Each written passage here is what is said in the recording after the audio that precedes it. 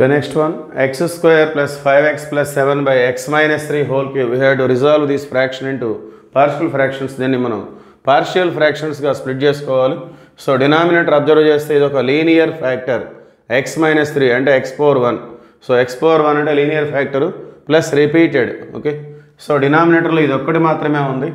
So dini manam ee vidhanga teeskundam.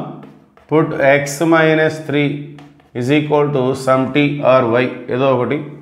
So then we get x is equal to t plus 3. So దీన్ని మనం ఇక్కడ substitute చేసుకుందాం.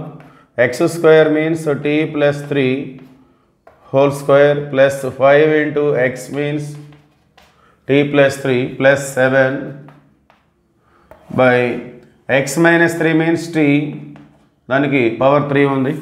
Now we have to simplify this.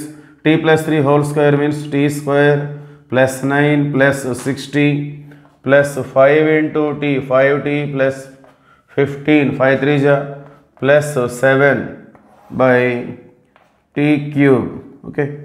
So t square plus 5t plus 60, 11t. So t square plus 11t. Next constant vachesi.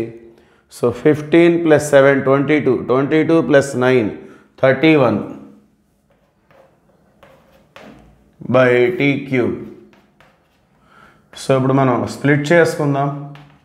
t square by t cube plus 11t by t cube plus 31 by t cube. Okay. So ఈ విధంగా split చేసుకోవాలి.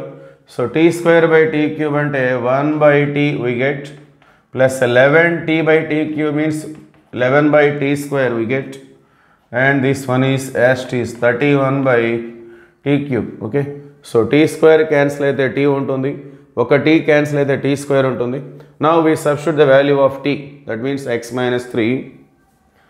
So 1 by x minus 3 plus 11 by x minus 3 whole square plus 31 by x minus 3 whole cube.